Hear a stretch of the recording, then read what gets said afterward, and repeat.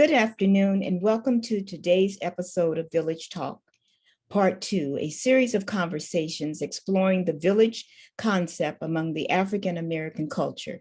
I am Judy Matthews, chair of the San Gabriel Valley chapter of the National Congress of Black Women Incorporation. I would like to take a moment to first thank Ernestine Tina Wyatt for today's program and the distinguished panel for your commitment and time addressing the village concept experience. The National Congress of Black Women Incorporation is a nonprofit organization which serves as a nonpartisan voice of advocacy on issues affecting the appointment of women at all levels of government, with a goal to increase the participation of women of color in the educational, political, economic, and social arenas. The San Gabriel Valley chapter is dedicated to the mission of the organization. We serve the communities of San Gabriel Valley and its surrounding areas by engaging in empowering African American families through awareness and understanding of how to better their communities through educational and cultural development. And now I would like to introduce you to Ernestine Tina Wyatt, who will introduce the panelists and begin this informative discussion. Ernestine Tina Wyatt is the great-great-great-grandniece of Harriet Tubman. Education, imparting, and sharing knowledge has been consistent throughout her varied life careers, whether in nursing, art, or museums. Tina now continues educating by promoting the legacy, work, values, and faith of Harriet Tubman as co-founder of the Harriet Tubman Day in Washington, D.C. I now present to you Ernestine. Thank you, Judy. Greetings to all who are presenting, attending, and participating in our Village Talk Series 2, What the Village Looks Like Today. We had our inaugural and the first of 3 installments in our series of Village Talks on February 27th, educating us on what the village looked like from Africa to the plantations we were enslaved on and the village after the Civil War and on into limited freedom. As African Americans, it is important to know our history and how we were able not only to persevere, but to survive and to learn lessons about what made us weak and strong.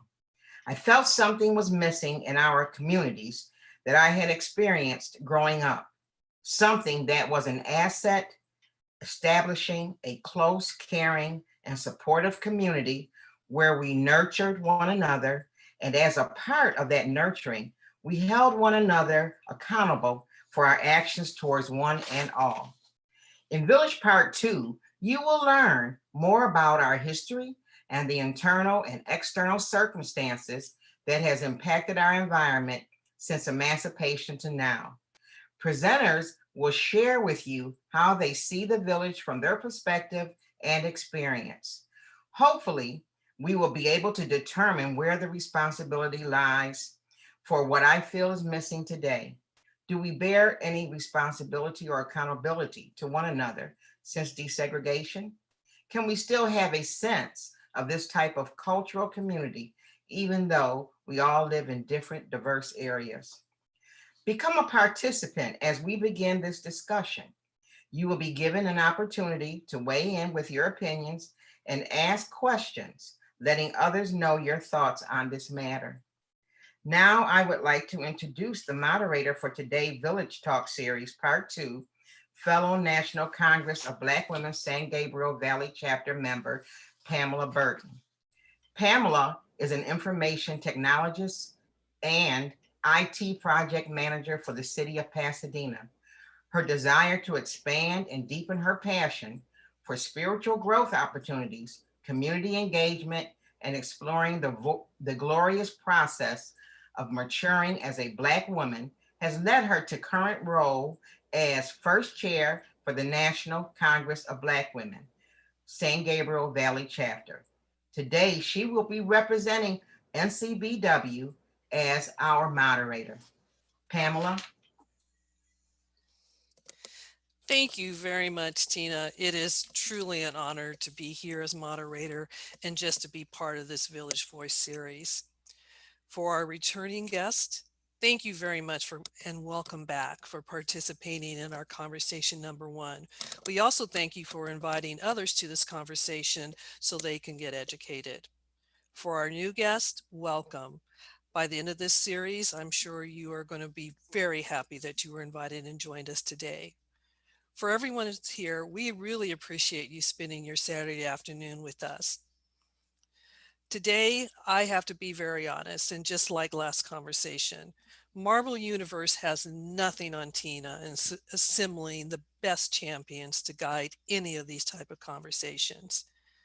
I'm sure like me over the last few weeks, and especially last week, you pretty much felt like you're on an emotional roller coaster. And maybe those emotions left you feeling, what do you do? What am I experiencing? And as Tina says, how can that village help me? Well, today we have three magnificent panelists to get you there. Now, I'm going to borrow and somewhat semi quote one of our panelists, but what we have with us today, let their words they speak and the art that they open your eyes. They are going to question, educate, and provide a healing outlet to people to let them know about themselves, society at large. Also, to answer the question that Tina just did, where is the village today?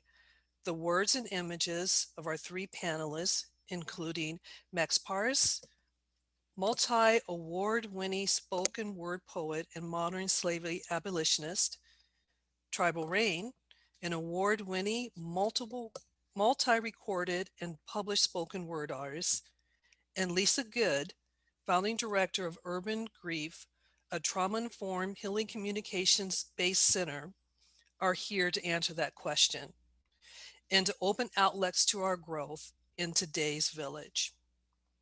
Before we really get into our conversation, we'd like to present a spoken word from Tribal Raine.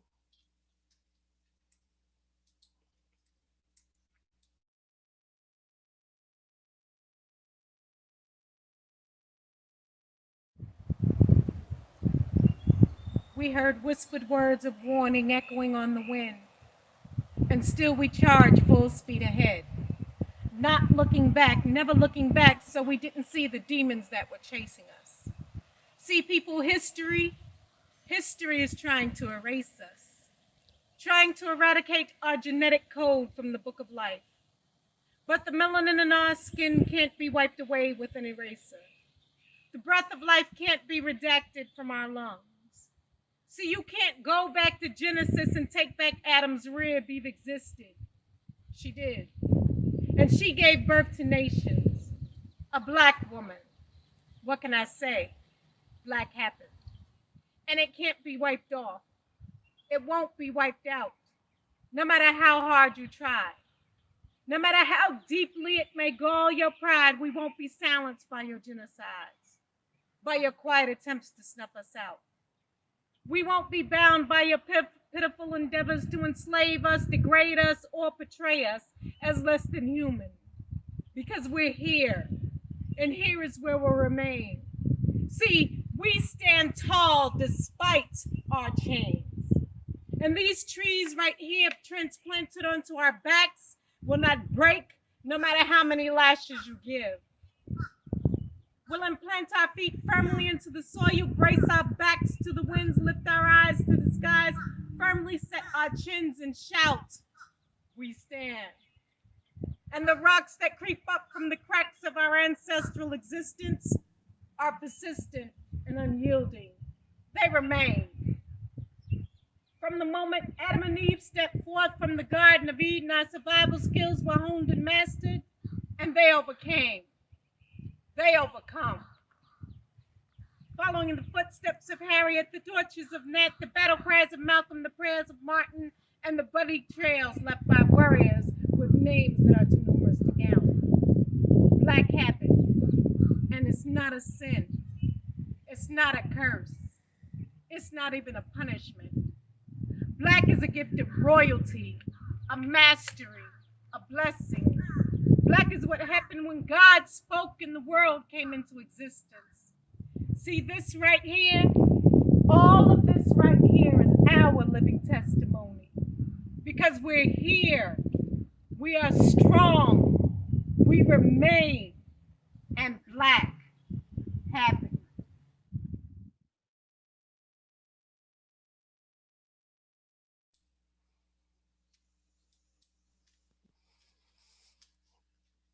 Thank you, Raine. Very, very powerful. what a better way to kick off our conversation. Before we get into it, what I would like to remind our guests, if anyone has any questions while for our question and answer period, please put a Q before your question. That way it'll allow us to be able to know a question from just general chat. So let's get going. I'd like to introduce you to our first panelist team.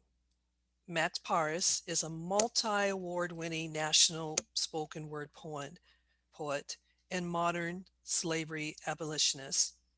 He is the acting director of the Paul Kofi Abolitionist Center in Sumter, South Carolina, co-director of the State Operation for Abolished Slavery National Network, and co-host of Abolition Today, a syndicated online weekly radio program with an international audience.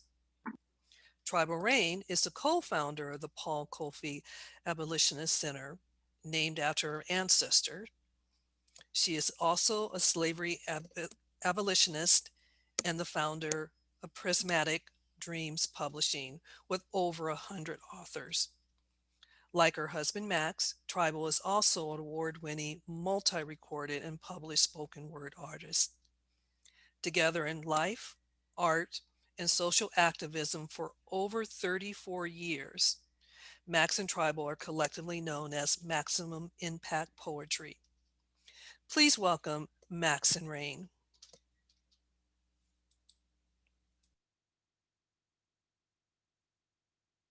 Hello, I'm Max Parthas. We're here at the Paul Kofi Abolitionist Center. Peace and blessings. I'm Tribal Raine. Thank you for the opportunity to allow us to speak about our story and our village here. And at the behest of the descendant of Mother Tubman is a particular honor. I come from Paterson, New Jersey. For those that don't know about Paterson, New Jersey, if you ever heard or seen the movie Lean on Me about Eastside High School, that was my city, and that was the time that I was coming up as a young person. I hail from Newark, New Jersey, where Ras Baraka is the current mayor, and his father, poet activist Amiri Baraka, was both of our mentors. So, yes, as you know, we are both spoken word artists and slavery abolitionists. I was raised by my great aunt, Grace Brown, and great uncle Nelson Brown. Grace was in turn raised by former enslaved people who escaped from Georgia after the emancipation, because you really had to escape, and then made their way to New Jersey.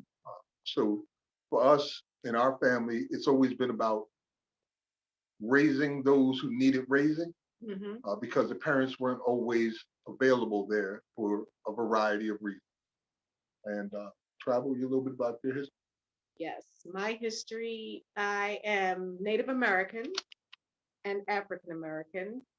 As Pam said, I am a descendant of Paul Kofi, the abolitionist. And growing up, village and heritage was always stressed upon us. There was always someone in our household. Our door was always open and available to anyone in need.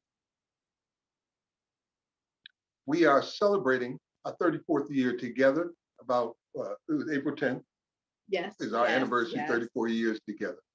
We've collectively raised 10 children. We have 19 grandchildren. We have our own village by this time, but our door was always open Yes. to others. And that's how we ended up raising more kids than we birthed ourselves. Yes. So we took care of the kids in the area. As we were raising our children in this village aspect, we were also helping others to do the same. Yes. In the community that we lived in Paterson, New Jersey, our kids were the first rap family in the history of hip hop music. The youngest at the time was 6 years old and the oldest was 16. They were all brothers and sisters. They did very well across the tri-state area, played all their music on the main radio programs in New York and New Jersey. They had a little TV show, radio program, and all of that. It was a very powerful moment for them. We as artists have always used art to make change. Yes. And so we did the same thing with our children who were artists as well. And we worked with the education system within our city and state in order to use music to teach. So that's what our kids were doing. It went against a lot of grains. And at one point, it got so bad that they was making a kidnap attempts on our children. Yes. Because we were using music to counter what was happening in the music industry during that period in the 90s, when gangster rap and materialism and all these different things seemed to be the go-to way in order to get your records sold. And we weren't doing that. Our kids were doing something completely different to empower, to enlighten, to educate, and touring the schools and doing it. And they were making a difference. They were making a big difference in the industry for sure, showing that families can be positive. We even walked away from contract at one time, about $30,000, which was big back then. Yeah. But they wanted us to just take two of our boys and have them speak more about drugs and violence and sex in order to get a contract. So we turned all of that down. Yeah.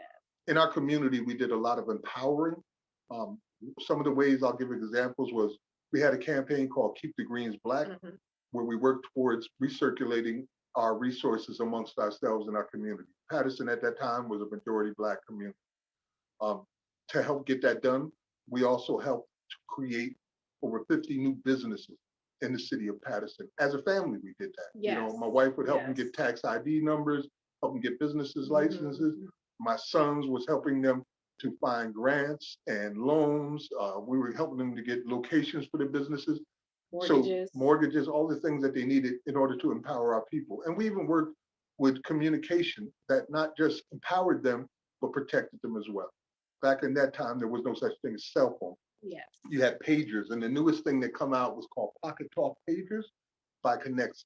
And so we sat down with the corporation of Connexus and explained to them that we'd like to use these as examples of how we can empower an entire community. And they gave us several hundred of these Pocket Talk Pagers, and we distributed amongst our people. So whenever the police would show up to harass them, all they had to do was press a button, and an instant recording, live recording, would go out to several hundred Everyone in the area heard what was going on. Immediately, right? Immediately, as it was occurring. There was a lot of corruption going on in the city of Patterson at that time. They had just built this new Patterson County jail, which was for profit basically.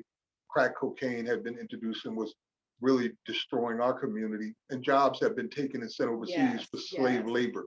So there was a lot of damage being happening in the city of Patterson. And through these efforts, we were trying to empower our community.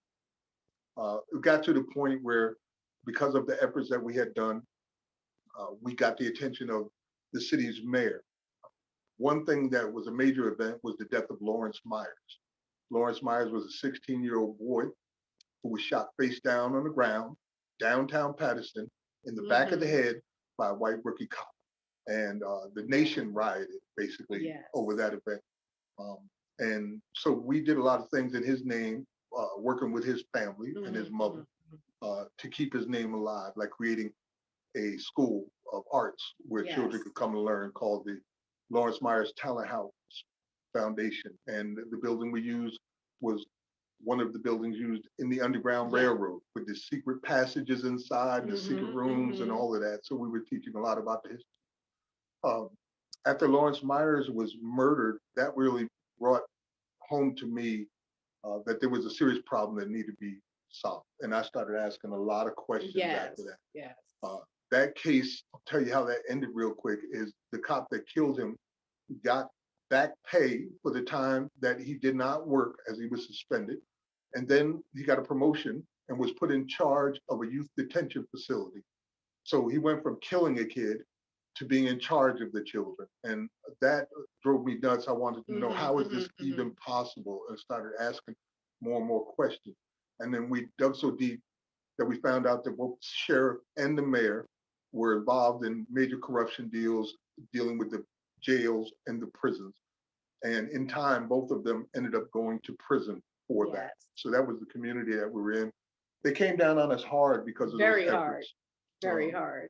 The state, or rather the city, shut down our bank accounts, made it impossible for us to get a hold of any money that we had. We were homeowners. They Yeah. forced a foreclosure on our home. They were calling DIFUS on us. Yes, they sent DIFUS to our house to Yes. tell us that there was an anonymous call that my wife was a prostitute running a brothel and I was a drug dealer. This is the type of Yeah. opposition that they Yeah. put on us after we had done what we've done. We realized at that point it was time. It was time to go. It was time to go. I wouldn't say we ran out. We escaped this community where this thing was happening and decided Yeah. to take what we were doing on a national level. And we went to South Carolina. Yep. So that we could add our faces to the majority that we were trying to build here of African Americans. You know, We knew what was happening wasn't condensed and just tied to our small town of Patterson. It was going on worldwide. So we had to take what we were doing worldwide. well, at least nationally, but now Yeah, it is worldwide. But Yeah. we needed international attention for sure. So we moved to South Carolina in our escape from Jersey. We got here with a pot, a spoon, a pillow, a Yeah. bag of clothes, and And $50. $50 in our We went from pocket. homeowners to having just that little bit to start Yeah. all over again. And we did. We had an apartment that we started with that was empty. And when we got here, the village looked out for us, just Yes. like Yes. we had always done. We got involved with the church here who told us, look, whatever furniture you need, we've got a couple warehouses, just come on and get it. And so we made a list of the things that we needed and we went to the warehouse and God is great In all 2 the weeks' time. we had it. Everything we wanted on our list was right there at the warehouse as if, it was a gift. And that was how we got started here in South Carolina. One of the first things that we started to do in South Carolina was to rebuild the community, to rebuild that village sense. So as poets, we started organizing events, Yes. virtual and live events. So we started a show called The Session Live, which ran here in Columbia, South Carolina for 7 years. It eventually was awarded the best spoken word show in America through the National Poetry Association. It was nominated once and won once, right? Yes. Yes. And at that program, we would have people come in from all over the community. Some would come from states away Yeah. because it was such a Yeah. powerful event, Countries away, actually. right? Where we would share spoken word, music, dance, A meal. a meal. A Tribal meal. would cook for the community every month. And we would also educate them at the same time, not only about history, but current events. Yeah. So it was a wonderful community that we built here in South Carolina. And as these things were going on, I kept asking the questions about how could Lawrence Myers have been murdered the way he was, and they got away with it the way that they did. And I didn't really understand until I heard Angela Davis one day say that the 13th Amendment allows for legalized slavery, that there's an exception clause in the 13th Amendment, which says that slavery is abolished in the United States and all its territories, except for prisoners duly convicted. And when I heard that, it clicked like a light switch. Everything fell into place and I understood. Like many people, I had never read the 13th Amendment. I just assumed that it did what they said it did, that it abolished slavery. That's kind of when we hit the ground running. Yes, once we realized that that was the cause, we began organizing and educating on that specifically. And at one point, we even decided, since all our children were grown and gone, and we were on our own now, that we would dedicate our lives and our arts to this monumental task of ending constitutional slavery in the United States. See, there's a reason we have the largest prison population in the history of humanity on planet Earth. There's a reason that almost 40% of the prison population comes from 4% of the national population being Black men. There's a reason that America cages more Black men than the top 5 populated African nations combined. And that reason is slavery, legalized slavery, just like they had in the antebellum period. But the biggest change that occurred regarding the 13th Amendment was the transfer of ownership.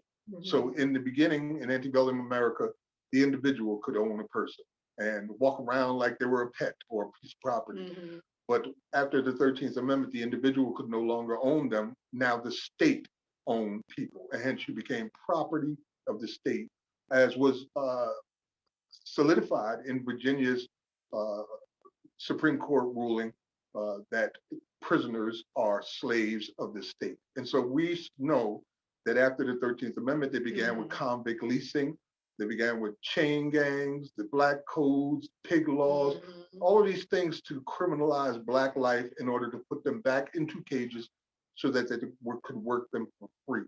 And they would work them to death, as the book Slavery by Another Name and the film explains in detail, work them to death. So that's about when we started the March Forth for Freedom campaign. That was one of the earliest campaign that we began. It was called March Forth for Freedom in honor of my great aunt, Grace, who raised me and was born on March 4th. We began this campaign, which was a precursor for the Occupy movement. They kind of copied what we did. What we did was we put together simultaneous campaigns in cities all across America where people would go down to the police stations, courthouses, the prisons and jails, the detention facilities, and all these different places and protest against legalized slavery. And it was a big success, got a lot of attention. And over the years, it grew and grew more. People started realizing, like I did, like others did, that this 13th Amendment was basically the problem, that it allowed them to hunt us like wild game in the street, and for profit, they would cage us, like Khalif Browder. Khalif Browder, who was incarcerated in New York, in order to incarcerate him for one single year, New York taxpayers pay $350,000 a year. That's not the cost of incarceration, that's a bounty on your children's heads. And so other organizations got on board, like Jailhouse Lawyers Speak, like the Free Alabama Movement, and many more, Millions for Prisoners Human Rights March. They started organizing prison labor work strikes across the country. In 2017, prisoners in 24 states stopped working, and it sent America crazy. It was also supported by nations overseas as well. So 24 states have prisoners refusing to work for Black August. At the same time, they organized marches in 17 cities, with the main march being in Washington, D.C. at Freedom Plaza. And at that, Millions for Prisoners Human Rights March. And at that point, many prominent speakers explained right there across from the White House at Freedom Plaza what the problem was. People like we had MOVE, the members of MOVE. Pam Africa was there as a speaker. Brother King was there, who had spent over 30 years. Park 5. Yusuf from the Central Park 5 was their speaker. Mumia called in from prison and spoke. It was gaining so much momentum, and people were starting to understand so clearly now. And that was very much a culmination of that. At that point, we met at the church, all the abolitionists, right? We gathered as slavery abolitionists, not reformers, as slavery abolitionists. And there were a couple hundred of us there at the church, this historical Black church in Washington, D.C., down the street from Frederick Douglass's house. And it was an amazing thing to see. And then the next day we had the march and the speeches, which was also hugely powerful. Since then, we have organized several efforts now that have been doing the radio shows, pushed this much further forward. I began a radio program called New Abolitionist Radio back in 2013 that acquired an international audience. So people started understanding globally what America was dealing with. At one point, it caught on so much that even Venezuelan president at the United Nations condemned America about using legalized slavery through the 13th Amendment. So this radio program went on for about 7 years. And then I got very sick and almost died. For about a year, I was at my deathbed, literally. But when I came back from that, I started another program on my own called Abolition Today, along with co-host Yusuf Hassan, which we do to this day. It's kind of the same format. We consider it a masterclass on slavery abolition, and we include music and poetry. You can find that at abolitiontoday.org. Which currently has the Queen of Benin involved. Not in Abolition Today. She hasn't spoken on that. One of the other things, two of the other things that we did was we organized both a state institution and a national institution. We knew that we had to create something that would last longer than us. something that could do much more than we could do on our own. And so we started this state institution called the Paul Cuffey Abolitionist Center, where we're at right now, Yes. in honor of her ancestor. And the Paul Cuffey Abolitionist Center provides information and content and media on the slavery abolitionist movement, both past and present. And we've been providing that for senators, congressmen, major news stations, major television stations, and also national organizations, which was the other institution we helped to found, the Abolish Slavery National Network. In August 28th of 2020, several states who had already abolished slavery in their constitution, which would be Colorado, for instance, and were working on abolishing slavery in their state constitution, Nebraska and Utah, came together with myself and New Jersey, who was working on it as well, and a few others. Representative Sandra Hollins out of Utah was a member of that, and we formed an institution there. And our goal is to remove the exception clauses from states that have them in their state constitution. There's 26 of them, including Puerto Rico, and to insert anti-slavery language into states that did not have any exception clause and fell under the auspices of the 13th Amendment.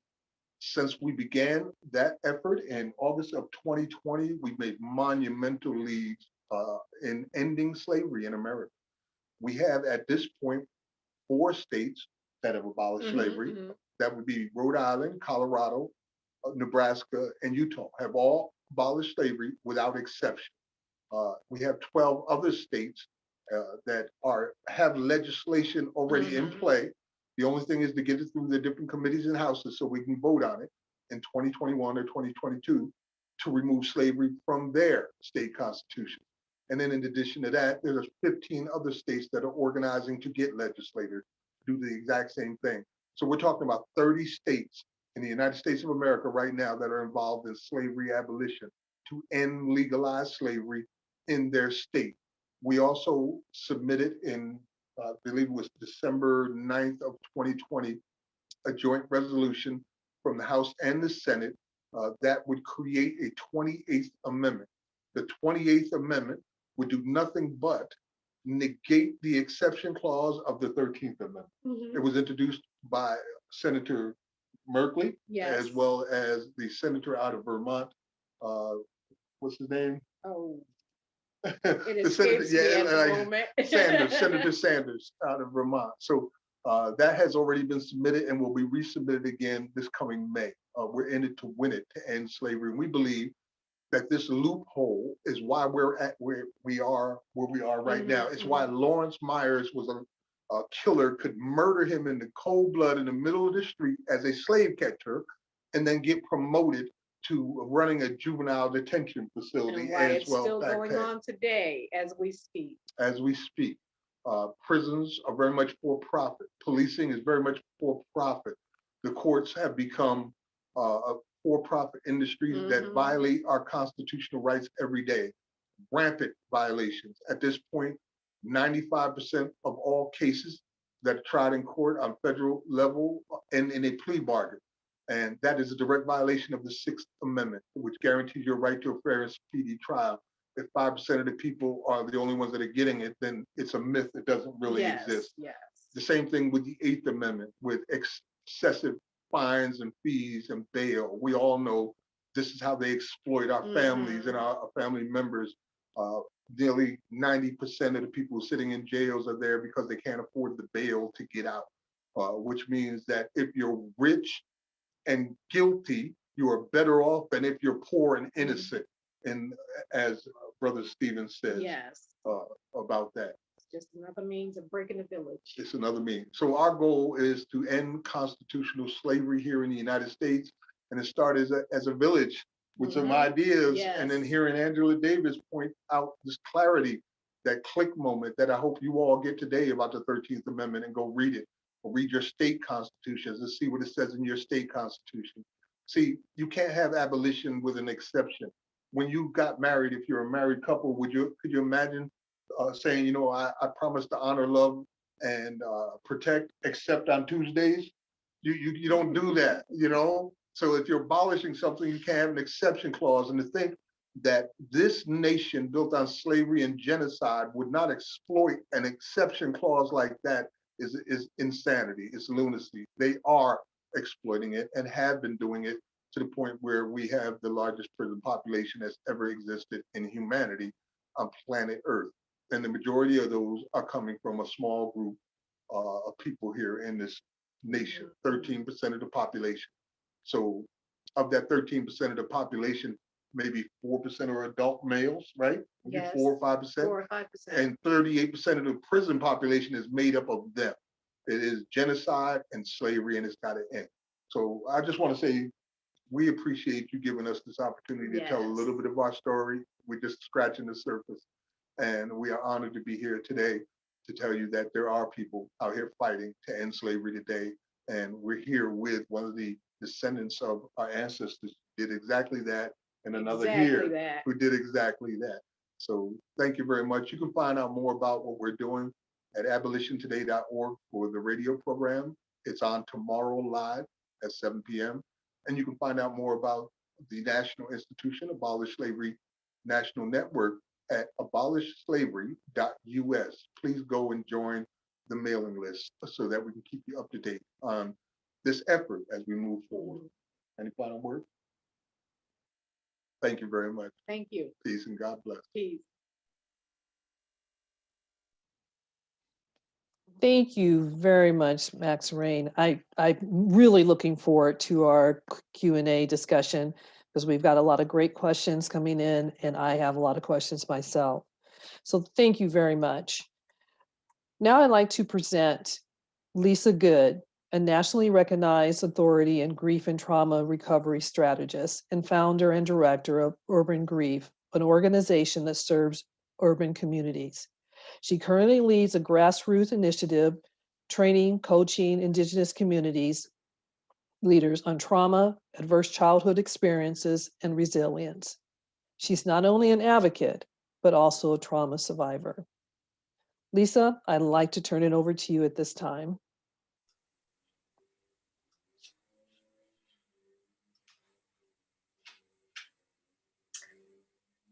Great. It's so good to be here with all of you on today. And so I would like to talk a little bit about where the village is now and how we got there. And I want to focus on a couple of just 3 areas that I believe are close, close to my heart because of the work that I do. And so Urban Grief is a grassroots community-based organization that I started in 2001 in response to what I saw as the unmet needs of trauma and grief that really stemmed from not just community violence or gun violence, but also it stemmed from the disparate levels or amounts of losses that we were experiencing in our communities. And then it evolved over the time to really kind of hone in specifically around gun violence and community violence. But I want to talk a little bit. So that's just kind of like the backdrop, right? And so as I was kind of thinking about this particular topic and our discussion today about what's happening, what's happened for the village. I think that Max mentioned, how, they have their own village now, right? And how the village helped them, with their transition, right? And that reminds me of the necessity of the village that's external, but also the village that we create has family within our individual family systems, and how that village expands out into the community, and how we send our children and our grandchildren out into the world. So, and that just kind of stuck with me, and I didn't want to lose that particular thought because I want to come back to that. I'm going to come back around to that. So when I think about the village and how we got here, I think the first thing that I have to acknowledge is the sense of sadness that I have about what is missing, about what we are missing, and what my children and grandchildren currently don't have because of what's missing. And that fills me with sadness, but it also fills me with a level of optimism too, because I know the village that I tried to build, my husband and I tried to build around our kids so that they could in turn do it for others. And so, yes, our house was that house on the block where we took in other people's children. And growing up, yes, my parents, their home was the house on the block, so to speak. We were the ones that took in college students that had lost their ways, and other people in the community who needed safety and some sort of a refuge, so to speak, to where they could have a fresh start or a break from the trauma or the experiences that were really out to destroy them outside of the four walls of my parents' home. And so, I want to talk a couple about these things. And I just made a few notes because I want to go off on a tangent. So I asked myself, what are some of the sources of our grief or of this disconnect? The first thing that I want to highlight is Big Mama and them are gone. That's what I wrote. Big Mama and them are gone. Black people die earlier deaths due to illnesses that can easily be treated, but because of racism and white supremacy, we have health disparities. And so many times, they don't get the kind of early intervention and treatment that is needed. And so I wrote this, that Big Mama and them are gone because they died at an early age, premature death due to death gaps. And so, there is the death gap is that space, that amount of time between the highest life expectancy and the lowest life expectancy. And so within our communities, the life expectancy for us is, between those groups of people that have the highest life expectancy is about 30 to 35 years. That is a substantial gap, right? And so because we have excessive mortality often occurring before the age of 65, what that means for me, how I interpret this, what that means is that the historical knowledge and the historical experience of the village and the value of the village has decreased over time. That it's decreased over time. And so you can have groups of generationally, because of this death gap, which, and COVID has just amplified this on a whole new level. But, what really stands out and what I want you to take away and remember is that, the historical knowledge, right? And the experience of growing up in that village. My grandparents migrated from, I'm from Sumter, South Carolina, and from Jacksonville, Florida, but mainly South Carolina. And I remember, in our neighborhood, all of the family, like my grandparents lived here, my great aunt lived up the block, her sister lived across the street, right? And I remember that was how they created the village, right? And there was a sharing of resources, but not only was there a sharing of resources that included space, right? Living space, but it also included goods, right?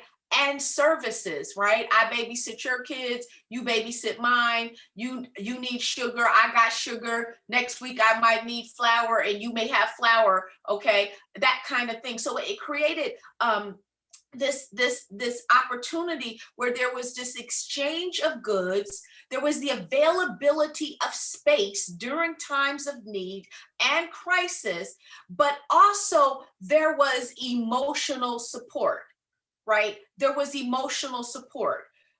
We had each other. I don't ever growing up remember a single time where there was a death or some other tragedy where we looked or to outside sources to take care of us. And so, you know, when I look at what my children have who are in their 30s, you know, they look to outside sources. We have a village, but they look to outside sources. So part of what we have now is there is this absence of knowledge around the historical value of the village. And we do see a resurgence of it through organizing, and we'll get into that later. But that's one thing, is that Big Mama and them are gone. And with Big Mama and them being gone, that historical knowledge, lived experience that is transmitted to others, and that modeling that comes with that is missing. The second thing that I think I identify as being disruptive to the village, and what I wrote was a disruption of family and community during the crack epidemic and the disparate targeting of Black communities by repressive drug policies, which removed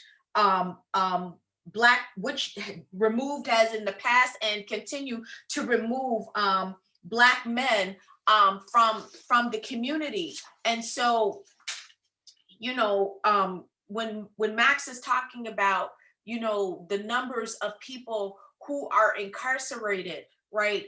And how we make up only a certain percentage of the population, but we're overrepresented in prison, in jail, and detention populations. That's disruption, right? That's disruption. And so for me, I worked 20 plus years in the field of addiction, primarily with Black men and Black women. And what I saw over and over and over and over again was how the experience of addiction and the experience of incarceration with no remedy or regard for the trauma or the you know, the actual experience of addiction, with no regard for family, that families were literally torn apart during this time period. And so when I look at those men and those women that I worked with at that time, like in the early 90s into the early 2000s, and then I look at their children who were coming to see them in jail or coming to see them within treatment facilities, and I look at their children, and I look at their children's children, or whatever the case may be, you see the impact, the disruption has caused a lot of harm, right? And so consequently, you know, I had a young man tell me, he was like, well, you know, I didn't expect my dad to be there because he was in prison. But my mom, she wasn't there either because she was using, right? And so I had to, at an early age, learn how to do this or do that and do this. And so I had siblings. So therefore, nobody was going to feed us. So I had to go out in these streets and make it happen. All right, make it happen. So Big Mama and them are gone. We have this disruption of family and community due to, and I specify the crack epidemic because crack was like the first drug that really took down the Black women in our communities in a lot of ways. So even if Big Mama was here, right, she's here, but there's some traditions around village and kinship care and connection that get passed on, right? So even if Big Mama is gone, then this person here, they have that shared knowledge and that experience, and that gets transmitted. But also there's a disruption that comes, because now when crack came on the scene, you had people that didn't normally experiment or do drugs, now trying something new, and it kind of took them out.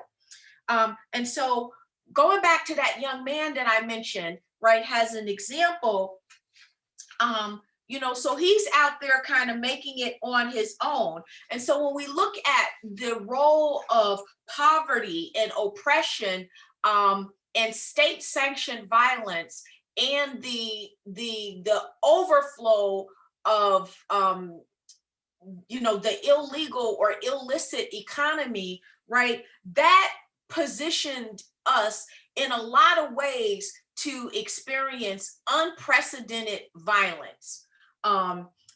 Community violence. Community violence is defined as violence that occurs in public spaces between non-related people, right? But when they talk about non-related people, they're talking about non-related people in terms of people who are connected by biology. But in community, we know that a lot of our relationships are not based in biology. There are these kinship ties that form over time when you live in the same place. So now when you are in a community, in a neighborhood where there is a lot of violence, community violence, there's a lot of shooting, and we're already over police, but the community violence invites more over policing and criminalization. What starts to happen is that people aren't safe. There is no trust. Okay, remember, mama and them are gone. Some of these other generational connectors people are gone. There's less intergenerational relationships and less respect for the previous generation. So there's this breakdown. But when you are in a neighborhood, in a community where all of these shootings and homicides are occurring, you don't know who to trust. You don't know who to trust. You don't know what is safe and what is not safe. And so consequently, your relationships start to become heavily based on street loyalty, who can protect you, who can keep you safe. And so,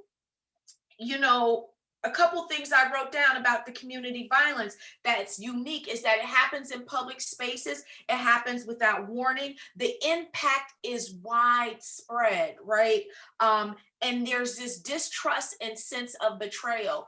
And so I see that over and over and over and over and over again. And so when it comes to the village, people know that they need the village, right? And they long for that connection. But at the same time, in order to heal, there needs to be some sense of safety, some sense of privacy, some sense of confidentiality.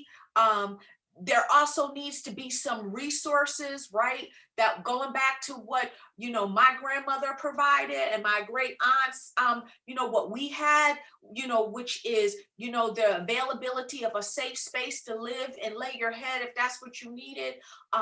The availability in exchange of resources, right? Material resources, but then also this container of emotional support, right? And so here we have all of these different elements. I just picked 3, these different elements that have really impacted and dismantled the village, so to speak. And so you may have pockets of the village, right, that are anchored by elders, okay, or anchored by young people who have been strongly rooted in their history, and understanding of the value of, look, I need I need something more than this, right?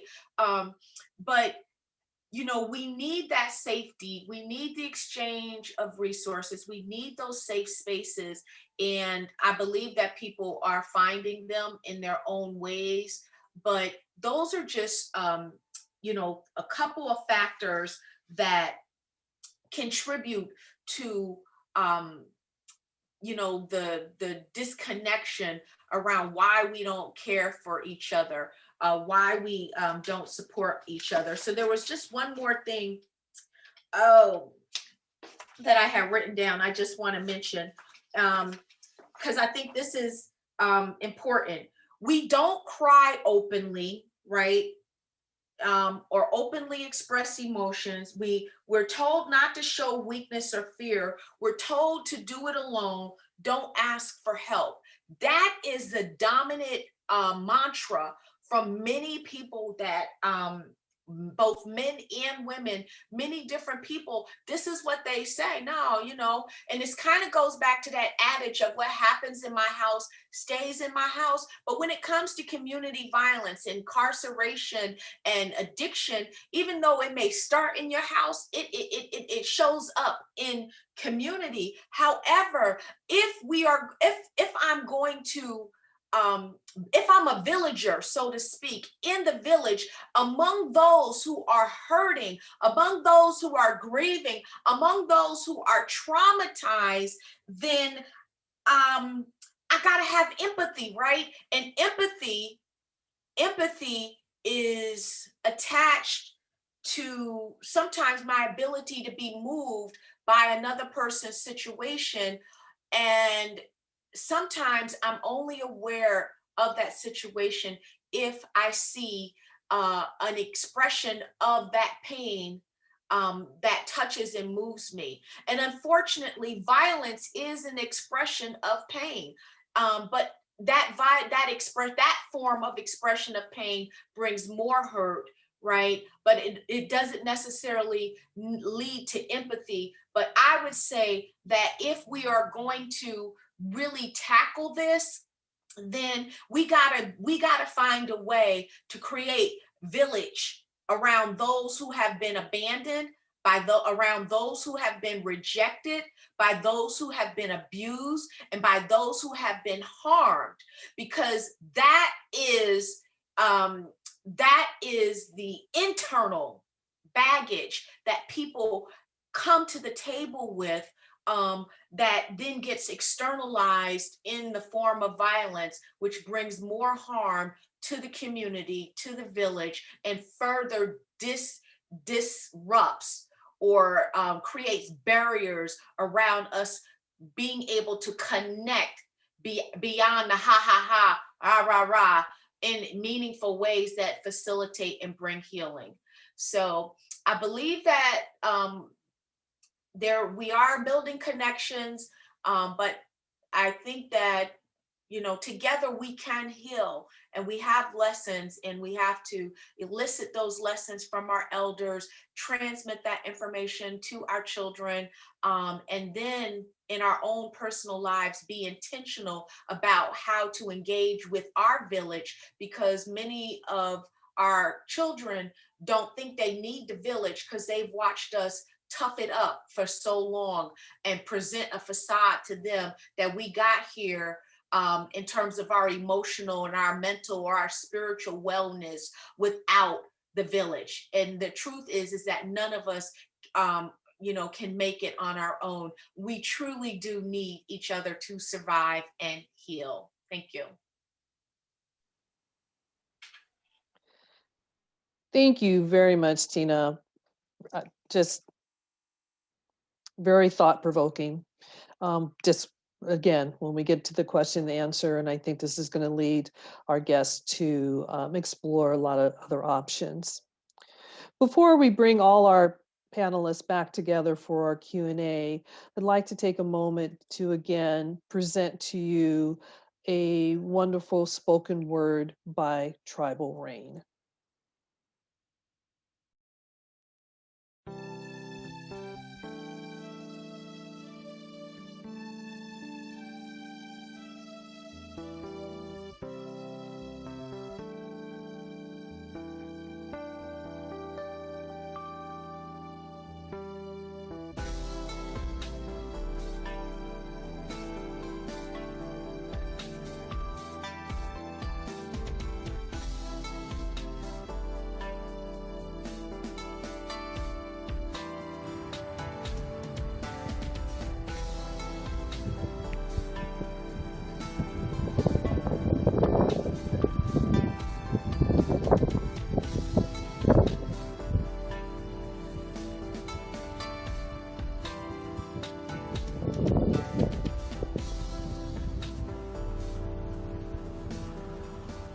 The city is full of mourning mothers, just as in ancient days, wailing with lungs too dry to draw breath.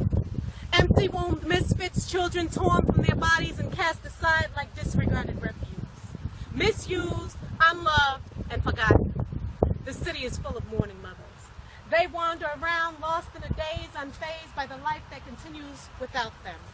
They hear the long-gone laughter and reach for the outstretched hands that no longer dwell in the land of the living. They shuffle along, haunted by the memories of their lost loved ones, gone too soon. Empty shells of their former selves, they've been placed on shelves in the basements of lost remembrances and labeled damaged goods. Beaten down by the hood and the slave catchers who run it. Told we may never find out who done it, but we all know who pulled the trigger, who fired the gun, who sold them the drugs, or as Will the Real said, who shouted, "Run, nigga, run." Who shot them in the backs of squad cars in dark alleys and on school grounds as they were lying face down, hands cuffed behind their backs. We've all been appraised of the so-called facts. We all know who shot them dead. Men wearing white hoods masked by blue badges, marked for death simply because of the color of their skin. And because of those badges, we'll get screwed once again, and justice will not be served. The city is full of mourning mothers. They know these mean streets that still heart beats and fill up graveyards and prison buildings. This melanin life right here is hard and unyielding. Death stalks your child and mine from the moment they draw breath, so ain't no rest for the weary and downtrodden. The city's mothers are constantly on the run, running from street corner to hospital building, from hospital building to courthouse, from courthouse to funeral home. And don't even mention hope, because all our hope is gone.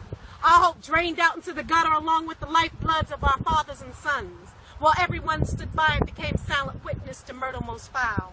And you wonder why we howl out in misery and abject rage? The city is full of mourning mothers, each and every one of them the same. Weary-eyed, empty-armed, broken-hearted silhouettes of their former selves. Arms needing, hands entreating, needing to hold on to their lost loved ones. Gone, but not forgotten. The city is full of mourning mothers. Mothers haunted by the furtive sound of freedom's non-existent ringing.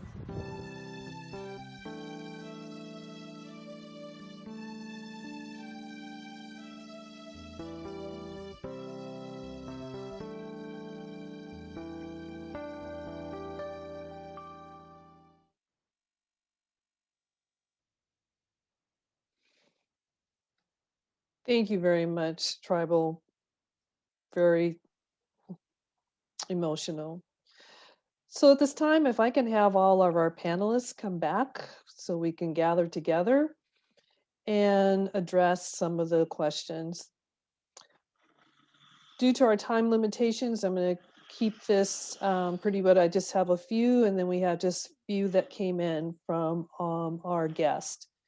So my first question, I'm going to ask to both Max and Tribal, because you've both been in this for a while, and Tribal, with the history of your family, can you talk about, if you were to be able to talk to your great uncle, correct, again, how does the new slavery abolitionists differ, similar to what we've known in our history through the time? And do you believe that the work is harder today than it would have been even 100 years ago? Ooh, that's a good one. You know, you do the first part. What would you say to him? And then I'll do the second part. If it's Excellent harder or idea. the same. I think what I would most like to say to him is,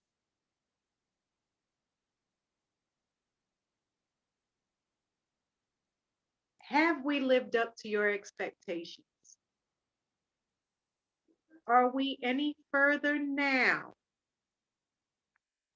than we were back then? Has anything really changed?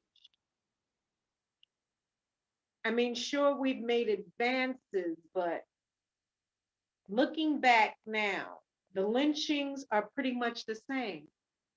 It's just silent genocide right now. And now it's pretty much coming back to the forefront. So has anything really changed in your eyes? Have we lived up to your expectations? Right.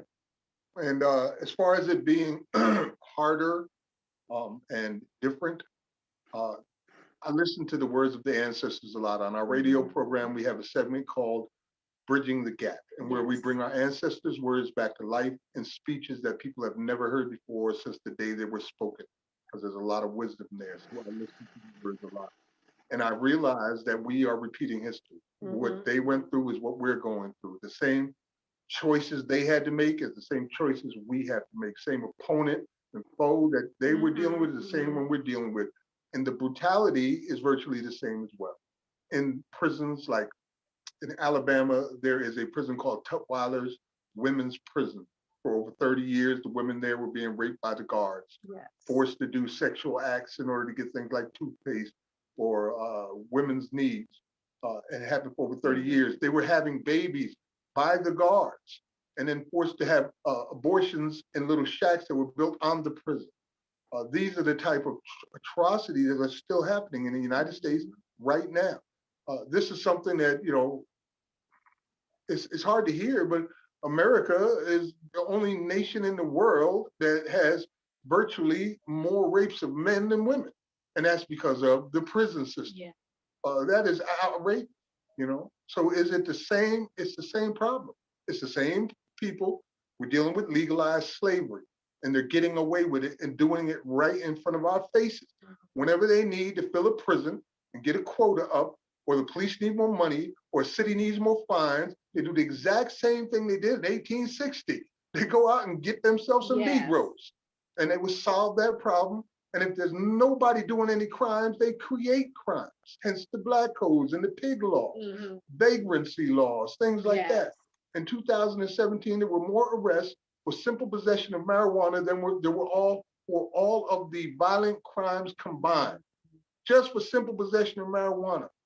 And we know that although we only make up 13% of the population, we make up nearly 40% of the homeless population. We make up nearly half the people who are in poverty. We make up 40% of the prison population. So is the oppression still there? Yes.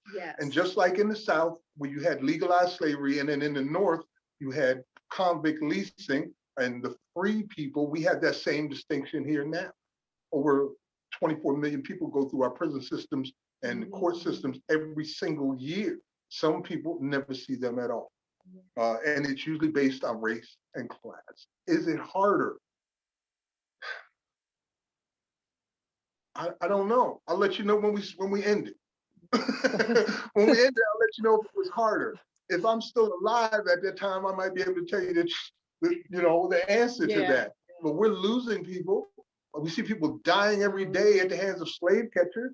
We see them catching people and filling these prisons cells with them every single day. We see the atrocities that I mentioned only briefly, some of them.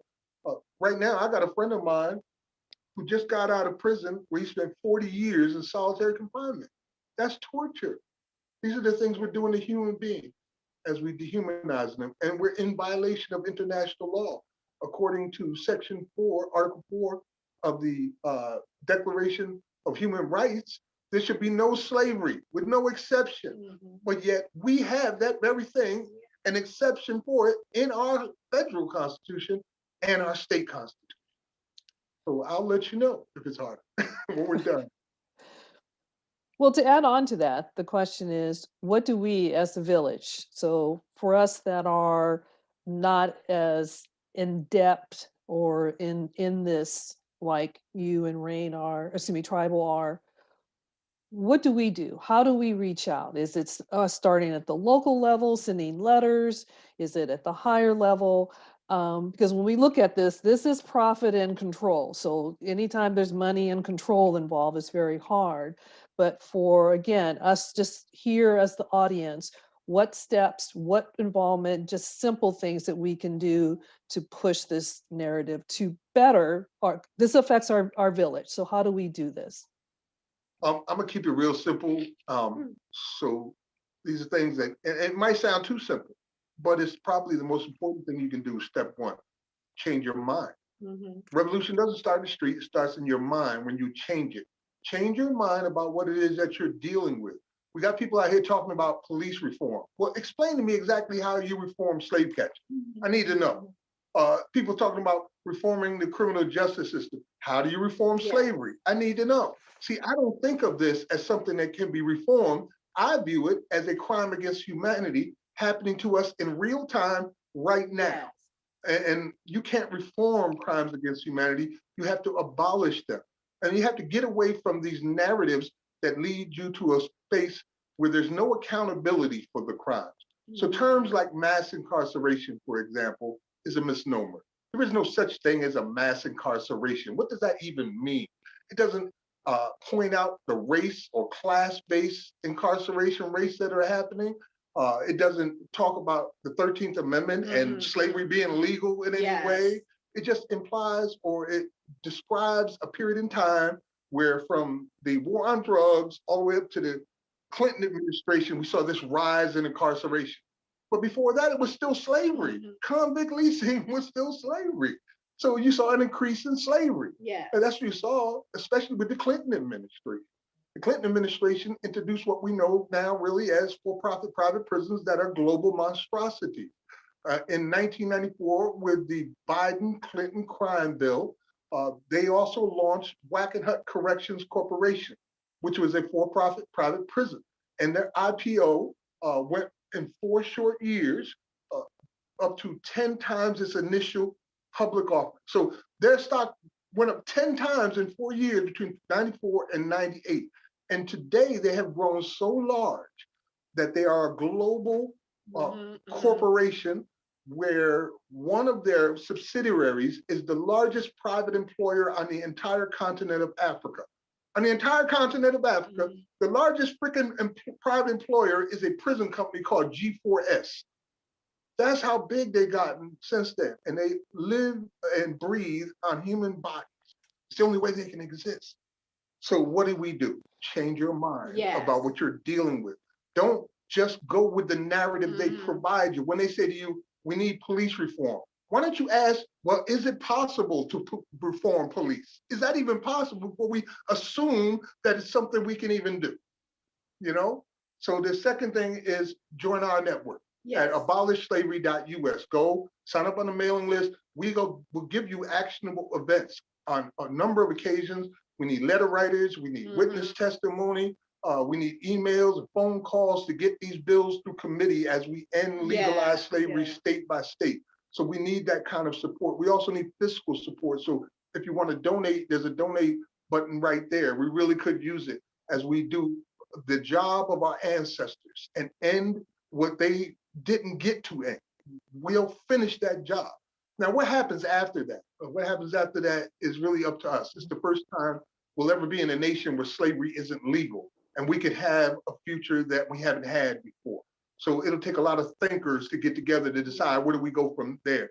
We have plans of our own in the Abolish Slavery National Network. One of those being, we're going to start suing in court for badges and incidents of slavery in states that no longer have an exception to slavery. And whenever we went to court before, they would always use the exception clause and say, look, it says right here in our Constitution, we can use involuntary servitude. You are a slave, we own you. And if you don't have that any longer, that's a whole new world now, legally. So we're going to challenge a lot of that as we go along. So that's Yeah. the second thing that you can do. And the third is the donate. Thank you. The last thing is follow my work on social media at Max Parthas. We will be posting all of these links in the chat and then follow up for everyone to have it because it is great. Pardon And, my lengthy answers. well, no, I totally appreciate it, totally. So for time, I am going to ask kind of one question of Lisa, but Lisa, I'm going to kind of combine it with one of the questions that came in from the panelists. From one of our guests. And my question was to talk about breaking the cycle, the emotional support cycle, meaning that, we as people want to be strong. We, like you said, we don't want to show weakness. We don't want to reveal any of this inner work. So what would you, and I'm kind of with the question, I put to Max, what would be your suggestion as a first step that when we within our own little villages use to overcome that, break that cycle so that current generations, next generations don't involve or get involved in that? And the second part of this, because it was part of the question, want to know, what is your organization doing to bring that healing about? So I'll start with the last question first. So some of the work that Urban Grief does is we do a lot of trauma response and community outreach. We also try to get access to, to injured survivors. So we do victim advocacy, we do home-based support. We go to wherever people are that have been harmed after violence. And so when we're able to get access to people, we offer them free counseling, any assistance, whether it's material or emotional, we try to offer them that support. We also kind of function in an advocacy role, which is to be a barrier sometimes between them and kind of oppressive institutions. And so I'll give you an example, like with hospitals, right? The way people are treated in hospitals at their most tragic moments, there needs to be a lot of work done in that area. And so sometimes the advocacy looks like just advocating for people to get a humane discharge plan from the hospital, right? I had a person that the hospital was trying to discharge them with a wound vac to a shelter because he could no longer go back to where he had been because of where the shooting took place, and the people didn't want him back in the home. And the moment he regained consciousness, the first thing he said is, I won't have a place to go when I leave here. And so just being a buffer between in those kinds of situations. Same with sexual assault survivors, being at the hospital and just saying, okay, yes, we have a sexual assault nurse examiner, but if she say it hurt, y'all, it hurt. So what we're gonna do is stop, okay? And you're not gonna be just pushing up on this Black woman's body, because you want to get your exam done and can complete your shift and go home, that kind of thing. So those are just some of the things. And then of course we do like a lot of education and information. So then going back to the other question, I think that the simplest thing that I could say is acknowledge that we never pause and just acknowledge within our own even family units about the vacancy or the hole that's left by all of these losses, whether the losses come from incarceration, whether the losses come from violence. We just never pause, like whether it comes from, like, I'm gonna say it starts with acknowledging it, we gotta be honest. We gotta be honest. I think part of acknowledging it is just saying, tell people how people died, y'all. Can we do that? Can we just tell people how somebody died so that when I go to the doctor as a 50-plus-year-old woman, I have an accurate health history. I ain't got to know the details, but I at least need to know if my grandma had breast cancer, right? You know, or if all her sisters had breast cancer or something. We need to be honest about how people died and about the depth of the loss. And I think when we start there with just simply acknowledging as opposed to avoidant, and the avoidance leads to this cumulative emotional baggage that gets externalized in really unhealthy ways. That includes overeating. That includes poor financial management. That includes poor relationship interactions. It includes, see, we think about it in the mental health and the emotional space. It includes a spiritual disconnect, right? It includes a foreshortened sense of future where I ain't gonna live long, so I might as well do what I want to do anyway kind of attitude. And all of that's being transmitted generationally. And I think that we have, as elders, we have a responsibility to heal, but we also have to get our kids. And when I say get our kids, I'm talking about the 30-somethings. That's my tribe. Those are the ones that pull up for me, right? We got to get them so that they can get their 10 and 12 and 15 and 13-year-olds. But it starts with us. And when our kids know the real story of our journey holistically, I think then we are on solid ground where we then become that anchor to where we can grab them and pull them through this storm and begin to shelter them and nurture them and help them heal so that they can then go out and help heal others. Thank you very much. There is one additional question that I think is, we're going to go a little over, so I'm just going to let everyone know. But there is one additional question that's here, and I'm going to pose it to both of you, even though originally it was just to Lisa, but I'm going to pose it to our panelists. And if you can give a very quick answer, which I don't think you're going to be able to, but I'm going to ask you to do that. But the question is, what, if any, impact gentrification has on the village? And I'm going to, even though the question was to you, Lisa, I'm going to also ask that of Max and Tribal, because I think that is really important when we look at our village, what is happening in a lot of communities. So if you both or all three want to give a really quick answer, we really appreciate it. The Langoliers.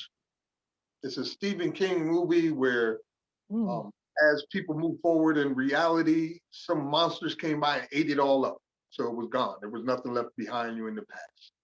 That's gentrification for the Black community.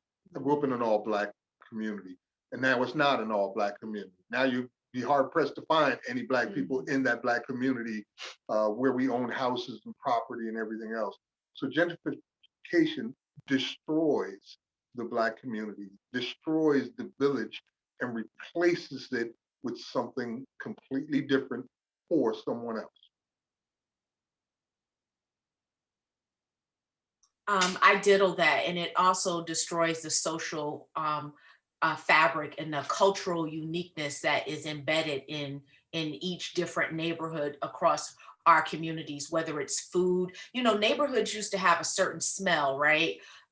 You know, and so, you know, it destroys the social fabric, and it also pushes people into even poorer and worse living conditions. And lastly, it creates a financial incentive for younger people to actually sell their properties that were passed down to from their grandparents, because again, there's a disconnect between their understanding of the history and what it means and what it meant for a Black family to buy a home in the 1930s or the 1940s or the 1950s. So they don't understand that they're selling off their legacy. So the financial incentive as well. So yeah. Thank you very much. If there's any other questions that we did not get to, we'll be answering those and sending them out. But at this time, I really would like to thank everyone for their thought-provoking questions. And before I turn this back to Lisa, first of all, I really would like to thank our guest very, very much. I will definitely be following all of you because so much to learn and just so much. So I really thank you for your time today. I also thank our viewing guests today. And I hope basically that this leaves everyone with a new sense of power to question, educate, and provide healing outlets for the people you know, for yourself, and for the society at large. So basically, bringing your voice to today's village. So again, thank you, Max, Tribal, and Lisa for your time and sharing everything with us.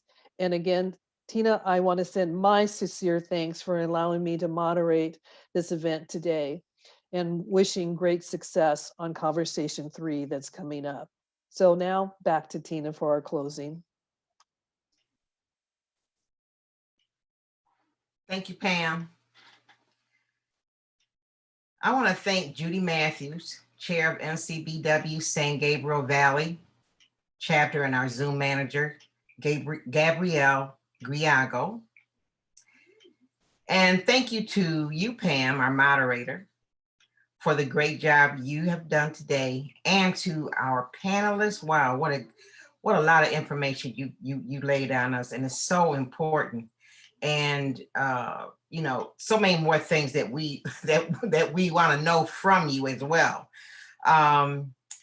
Max Parthas, Tribal Raine, and Lisa Good, you shared so much, you know, your perspective on why we are seeing what we see in our village today.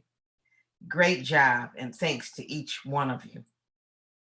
I hope you have been enlightened to what is impacting our village community, and understanding that many of these issues have been ongoing since slavery.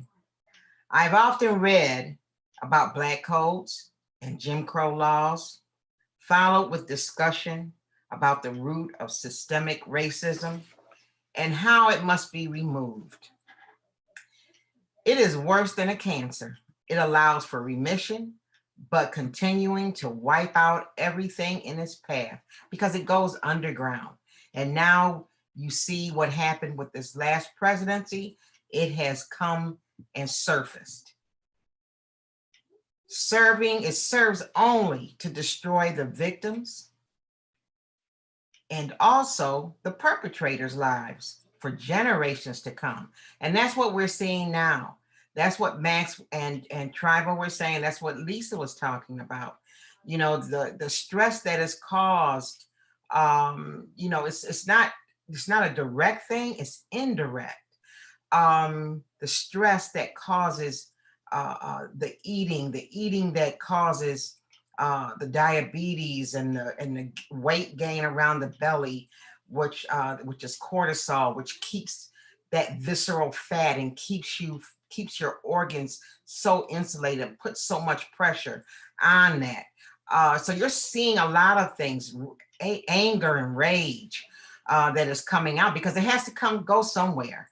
It has to go somewhere. So, you know, I now realize that the bitter root that allows systemic racism to flourish is not only being compliant and complacent, but it's the foundation, and it lies in that 13th Amendment exceptions clause. That is something to take home and chew on. Thank you, attendees and participants. You bring another perspective for us to think about. Join us for Village Talk Part 3 on June 19th, which of course is Juneteenth, when the Texas finally accepted the Emancipation Proclamation. Discuss and learn what we can do to change our villages and wipe out the cause and effects of systemic racism in our communities. Thank you.